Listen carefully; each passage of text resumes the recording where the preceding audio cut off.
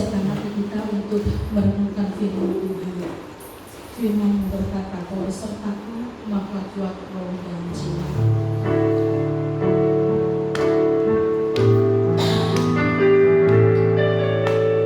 Firman-Mu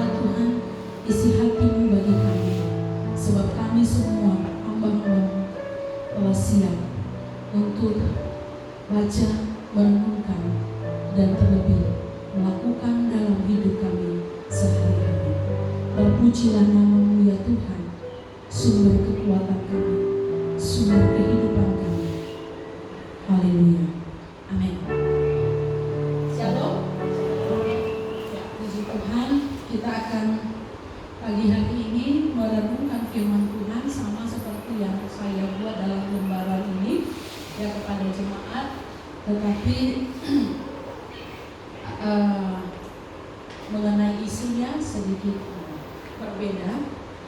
Kalau di sini judulnya adalah Tuhan adalah tempat perlindungan yang teguh. Tentunya pada saat-saat seperti ini jemaat perlu diingatkan, diteguhkan kembali iman mereka, yang keyakinan mereka akan Tuhan yang menjadi tempat perlindungan.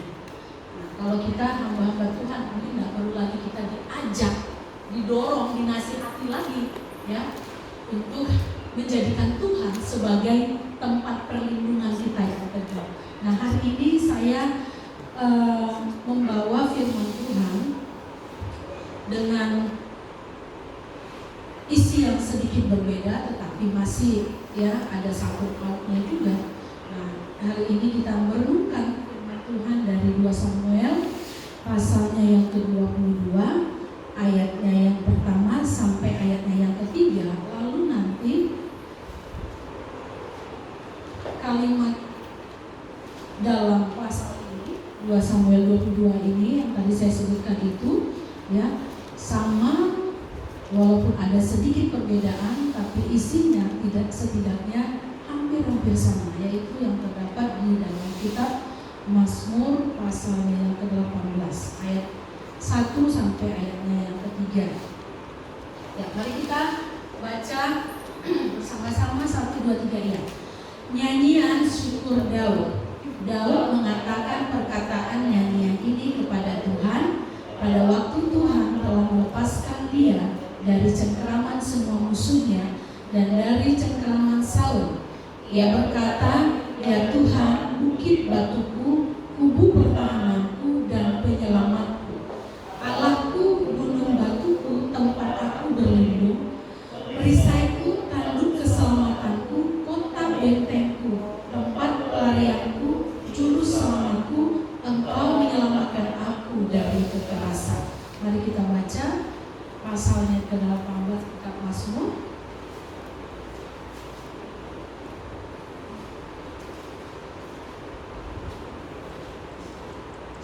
Nyanyian syukur Daud. Untuk pemimpin biduan dari hamba Tuhan, yakni Daud, yang menyampaikan perkataan nyanyian ini kepada Tuhan pada waktu Tuhan telah melepaskan dia dari cengkeraman semua musuhnya dan dari tangan Saul. Ia berkata, "Aku mengasihi Engkau, ya Tuhan kekuatanku, ya Tuhan bukit batuku, kubu pertahananku dan penyelamatku, Allahku, gunung batuku, tempat aku berlindung, perisaiku, tanduk keselamatanku, kota bentengku." Ya, kalau kita lihat dua bagian ini tidak ada yang berbeda secara signifikan, walaupun dalam beberapa penggalan kita lihat tidak ada, tapi di bagian lain ada. Jadi gitu, misalnya ya pada ayat pasal kitab 2 Samuel itu begitu panjang ya, di sana ada kata tempat pelarianku, tapi di kitab Mazmur itu tidak ada. Tapi saya melihat di kitab Mazmur itu ada dimulai atau dibuka dengan sebuah kalimat, "Aku mengasihi Engkau ya Tuhan kekuatanku," tapi di kitab Samuel kita nggak menemukan itu. Ya, nah, saudara yang dikasihi oleh Tuhan, ini adalah kisah perjalanan seorang Daud. Kita sudah baca juga setiap hari, khususnya hari ini kita sedang ada di dalam kitab Mazmur ya. Nah, tulisan-tulisan Daud itu kita bisa lihat ya, kehidupannya bisa kita baca secara jelas di sana. Nah, ini adalah kisah yang pertama itu adalah nyanyian atau syukur yang dinaikkan pada saat dia sedang dalam puncak kejayaan sebagai seorang raja Israel. Nah, dalam kitab Mazmur itu seperti semacam digubah lagi dengan ada tambahan tadi ya, bahwa dia mengungkapkan rasa syukur di hadapan Tuhan ya, terima kasih, dan satu ungkapan kasihnya kepada Tuhan, sumber kekuatannya. Nah, saudara yang dikasihi Tuhan, hari ini saya bawa kita kepada satu tema, yaitu doksologi. Tentunya kita semuanya tahu arti doksologi. Apa itu?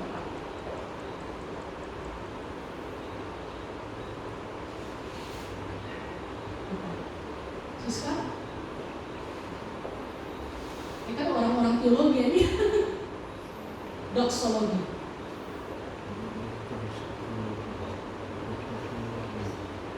Ada yang tahu? Doksologi itu adalah ya syair atau penggalan pujian yang tidak memiliki bait yang banyak. Biasanya itu kalau di gereja-gereja Katolik, gereja-gereja HKBP, gitu kan, nanti kita baca sesuatu atau ada doa lalu disertai dengan doksologi, ya, lalu ada nadanya. Misalnya apa ya? Saya lupa juga, saya dari HKBP.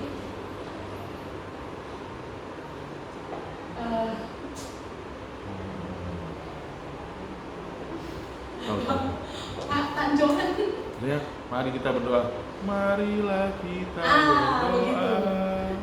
Itu doksologi gitu. Tapi kalau itu tadi kan ungkapan biasa. Tapi kalau doksologi yang saya maksud ini adalah bagaimana ya kita mengungkapkan sebuah kalimat yang begitu jelas tentang pengagungan atau tentang keagungan Tuhan itu.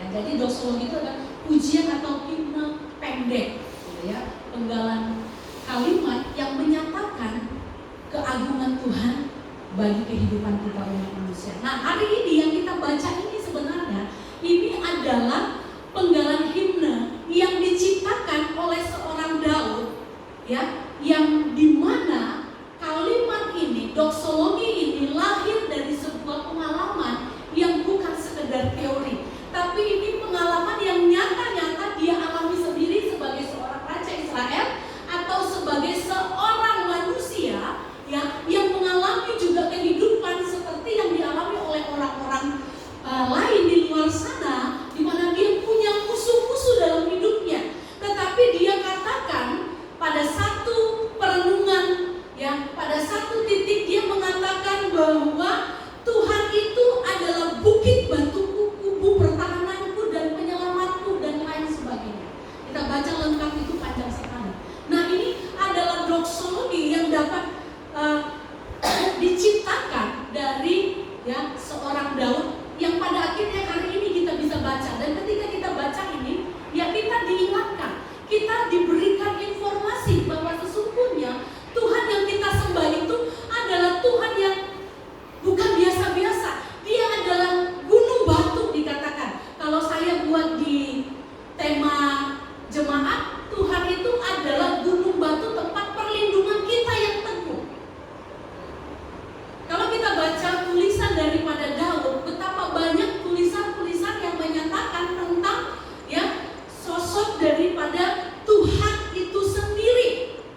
Ya, dia dapat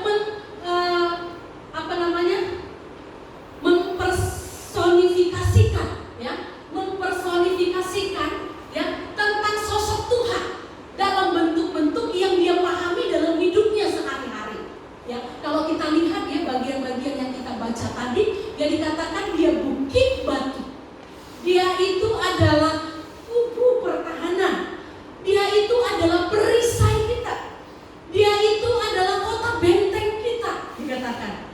Nah, ini adalah hal-hal yang biasa dia temui sebagai seorang raja yang senantiasa ada di dalam peperangan. Dia menggunakan personifikasi yang sungguh-sungguh dia alami. Jadi ini bukan teori.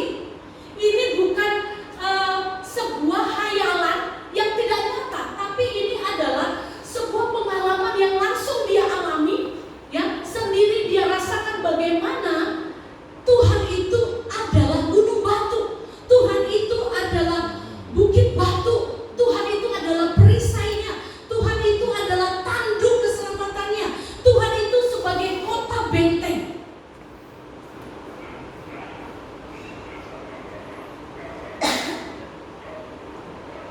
Nah, saudara yang dikasihi oleh Tuhan, saya percaya kalimat-kalimat yang demikian ini bisa muncul, personifikasi yang demikian bisa muncul, ya, dalam doksologi Daud yang dituliskan oleh Daud ini.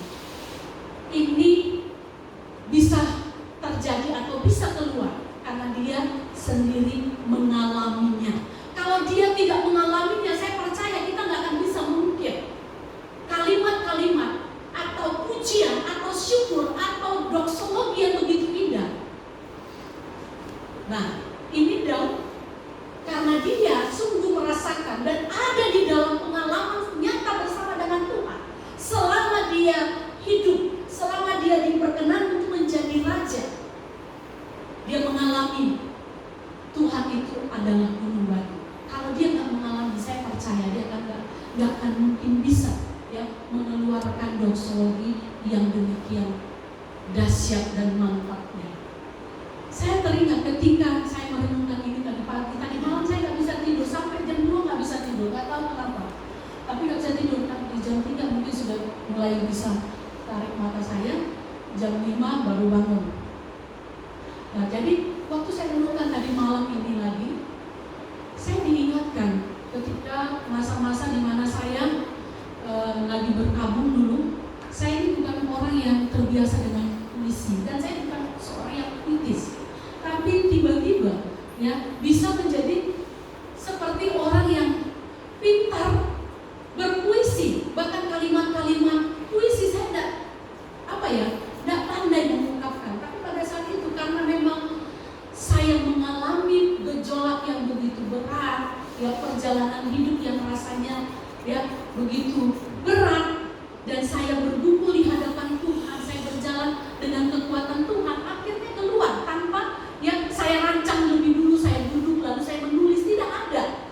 Tapi kadang di perjalanan Tuhan mengingatkan saya tentang perbuatan-perbuatannya, tentang segala apa yang saya boleh nikmati dari apa yang telah Tuhan beri. Akhirnya di jalan tuh keluar ya kalimat-kalimat yang luar biasa tentang sosok Tuhan. Saya bisa menggambarkan Tuhan itu seperti apa. Kalau dulu banyak orang-orang mengatakan bahwa Tuhanlah yang menjadi suamimu, saya nggak bisa bayangkan bagaimana Tuhan menjadi suami saya. Tapi ketika saya betul-betul kehilangan berjalan, yang waktu saya merasakan kehilangan ya sosok suami, dan akhirnya Tuhan datang dalam kasih sayang ya yang begitu besar dalam hidup saya, kasih sayang seorang pria. Dan saya menggambarkan ya bahwa Tuhan itu adalah sosok suami yang sangat sempurna. Nah, Daud pun begitu, dia ada di dalam medan peperangan tiap-tiap waktu, sehingga dia mampu mempersonifikasikan sosok Tuhan itu ya sebagai gunung batu yang tidak pernah terkalahkan, yang tidak akan pernah terruntuhkan.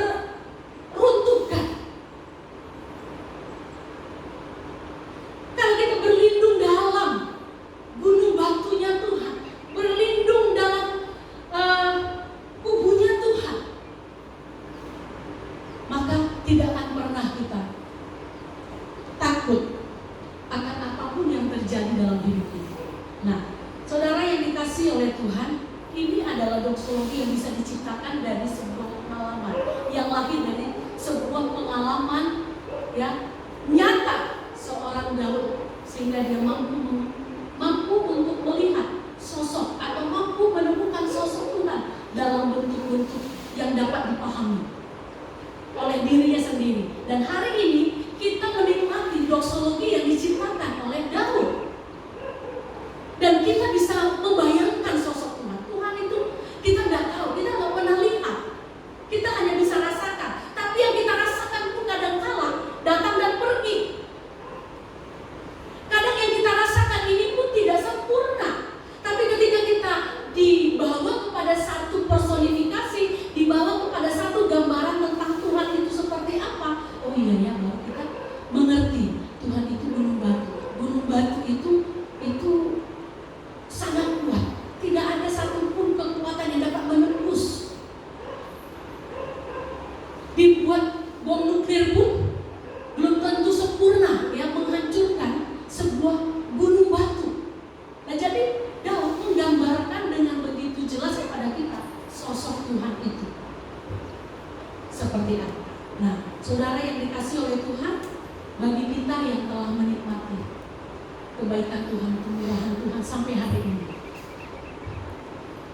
sadarkah kita bahwa kita adalah orang-orang yang berhutang syukur di hadapan Tuhan, berhutang nyawa di hadapan Tuhan, berhutang kebaikan di hadapan Tuhan. Saya kemarin waktu dengar, saya ngomong sama dua alumni STAN, sedih miris ya, gak usah jauh-jauh lah yang gak kita kenal, tapi orang yang pernah ya, bukan orang tapi lembaga kami khususnya, saya kita dengar bahwa mereka akan dipulangkan ke rumah mereka masing-masing karena wabah ini. Karena tidak ada lagi keuangan yang memadai untuk bisa menopang kehidupan mereka selama di asrama. Sementara operasional asrama, listrik dan lain sebagainya pun itu memakan biaya yang besar. Nah, teman-teman kita, hamba-hamba Tuhan di sana, mereka kurang beruntung. Dengan terpaksa, ya, mereka harus pulang. Belum membawa ijazah, mereka harus pulang dan nggak tahu kapan itu akan bisa kembali. Nah, keadaan mereka itu membuat kita, saya ternyata jauh lebih baik dari mereka. Kehidupan kita saat ini yang kita alami mungkin juga pada saat yang sama kita berpikir, kok hidupku begini, kenapa aku seperti ini? Saya juga kadang-kala seperti itu, kenapa Tuhan bawa aku ke kampung ini? Kenapa aku nggak tetap aja di kota besar nih? Kalau aku di kota besar kan lebih enak gitu ya. Kenapa aku dibawa ke sini? Karena kita mulai mengeluh dengan apa yang kita alami. Karena kita mulai bertanya dengan Tuhan, kenapa aku mengalami hidup yang seperti ini? Saudara yang dikasihi Tuhan, kita nggak tahu dan nggak perlu tanya kepada Tuhan kenapa dan kenapa. Tetapi seperti apa yang dibuat oleh Daud, dia cukup hanya mengingat apa yang dibuat Tuhan dalam hidupnya. Dia mengingat semua apa yang Tuhan buat dalam hidupnya. Kalau kita melihat apa yang kurang dalam hidup kita, bahkan tidak mampu untuk kita ungkapkan syukur kepada Tuhan. Jangankan buat doksologi, untuk katakan Tuhan engkau baik saja itu sesuatu yang tidak mudah bagi kita. Daud mampu menciptakan sebuah doksologi yang begitu indah, yang pada akhirnya kita bisa nikmati hati. Saudara yang dikasihi oleh Tuhan, ingatlah apa yang Tuhan telah beri dalam hidup kita, apa yang kita terima dari Tuhan. Jangan lihat kesedihan kita, jangan lihat kekurangan kita hari ini. Karena ketika kita lihat kesedihan kita, kekurangan kita, ya, penderitaan kita, pada saat yang sama di luar sana ada yang lebih parah dari itu. Dan ketika kita tahu itu, sehingga membuat kita bisa bersyukur kepada Tuhan. Saya bersyukur, terima kasih Tuhan, bahwa saya masih bisa makan, bukan sekedar makan, tapi berlimpah dengan berkat. Bahkan beberapa orang bilang, kamu sekarang seperti matahari bulan, karena bulat semuanya, bulat perut, bulat muka, semuanya serba bulat. Ya, kemarin ada ibu tabaran, ibu hamil ya, katanya. Enggak, ini penuh dengan makanan, habis di rumah terus, ya kan? Apalagi yang dikerjain, kalau nggak goreng makan, gitu ya kan? Nah, kemarin seharian begitu makan. Nah, hidup kita diberkati oleh Tuhan, dan kita dilepaskan Tuhan dari wabah yang begitu menakutkan. Di sana orang ketakutan, di sini kita masih bisa kumpul dan mengajak keluarga lain, ayo ibu datang sini kita kumpul makan. Di sana orang jangankan beli jajan, untuk beli beras 1 liter pun atau 1 kilo pun itu sangat sulit. Tapi di sini kita masih bisa, bukan hanya makan, tapi kita bisa jajan, kita bisa belanja, kita bisa beli, ya. Handbody, saya bersyukur sekali waktu ya disampaikan oleh Compassion bagaimana semua diserahkan kepada kebijakan gereja, bahwa kita semua masih bisa menerima PK. Aduh, ini satu berkat yang luar biasa. Tidakkah ini cukup bagi kita untuk bersyukur kepada Tuhan, daripada kita melihat ya kesulitan-kesulitan hidup kita, penderitaan kita, sakit hatinya kita, direndahkannya kita. Itu kan satu hal yang gak mudah. Tapi daripada kita mengingat itu, membuat kita tidak bersyukur kepada Tuhan, alangkah baiknya seperti Daud, ingat apa yang Tuhan buat dalam hidupnya di masa-masa yang lalu. Dia berjalan bersama dengan Tuhan, pengalaman yang luar biasa dia ungkapkan melalui doksologi yang kita baca hari ini, ya, pujian atau himne singkat. Tapi dalam himne yang singkat dia dapat memberikan banyak pemahaman kepada kita tentang sosok Tuhan itu sendiri. Kita nggak bisa melihat Tuhan, kita tidak pernah bertemu dengan Tuhan, kita nggak tahu tentang Tuhan. Tapi oleh Daud kita mengenal dia. Tuhan itu adalah Tuhan yang sangat luar biasa, kuat, tak tergoyahkan, tak terkalahkan. Amin.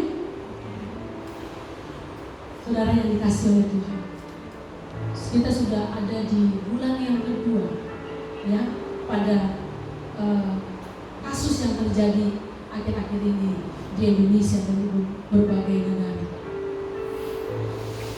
Doksologi apa yang bisa kita ciptakan selama masa-masa ini, sehingga melalui doksologi yang bisa kita ciptakan, ada orang yang dapat memahami Tuhan,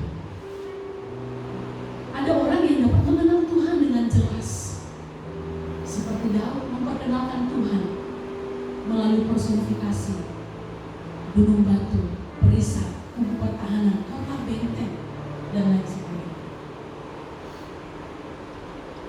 Hari ini mari kita bangun sebuah kebiasaan, menciptakan sebuah doksologi baik bagi kita, baik bagi orang di sekitar kita, sehingga orang di sekitar kita akan mengenal Tuhan, akan secara nyata mengetahui Tuhan, merasakan Tuhan dari ungkapan yang kita keluarkan. Mungkin doksologi yang kita ciptakan tidak akan ditulis seperti tulisan yang dibuat Daud. Mungkin doksologi yang kita ciptakan mungkin juga tidak akan viral di mana-mana. Tapi setidaknya doksologi itu membawa kita mengingat kebesaran Tuhan dalam hidup kita. Itu saja sudah cukup. Apalagi kalau doksologi yang kita ciptakan itu memberi pengaruh besar atas hidup seseorang, atas hidup banyak orang di sekeliling kita. Daripada keluhan yang kita keluarkan, maka ciptakanlah doksologi, himne tentang Tuhan yang luar biasa bagi kita. Amin. Banyak sekarang ini, ya, jangan pikir bahwa kita hamba-hamba Tuhan sempurna. Kita hamba-hamba Tuhan kadang juga mau jatuh, ada masalah, mengeluh. Kadang keluhan kita ini nggak cukup disimpan di dalam diri kita, tapi keluhan kita ini harus orang lain juga tahu. Berapa banyak hamba Tuhan di status Facebook buat status keluhan, sangat disayangkan. Misalnya daripada mengeluh, lebih baik saya posting masakan. Coba lihat masakan rumah, masakan apa gitu ya. Jadi udah lebih baik ya hal-hal seperti itu daripada kalau nggak ada lagi kata-kata yang bisa kita keluarkan, ya. Lebih baik kita jangan ya keluarkan kalimat-kalimat yang tidak membangun orang lain. Bukan hanya tidak membangun diri kita, tapi tidak membangun orang lain juga. Saya sering peringatkan Pak, ada masalah apapun jangan sampai dunia tahu. Kita punya masalah, boleh punya masalah, siapapun punya masalah, tapi jangan sampai masalah itu harus dunia tahu. Sekarang ini orang tuh mengalami sakit jiwa yang akut. Kepengen orang lain juga tahu apa yang sedang dia rasakan. Saudara, saya harap kita semua yang ada di sini tidak ada dalam sakit jiwa yang akut. Amin.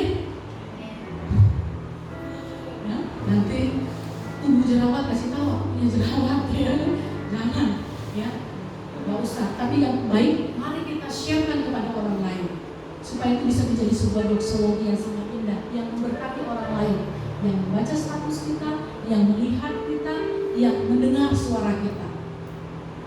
Dengungkanlah doksologi indah bagi Tuhan. Amin. Puji nama Tuhan, mari kita berdoa. Bapa, di dalam nama Tuhan Yesus kami bersyukur bahwasanya tidak ada hal sebenarnya di dalam diri kami ini yang tidak bisa kami jadi alasan untuk syukuri. Bahkan dari semua yang kami boleh alami, seharusnya bukan hanya syukur, tetapi kami mampu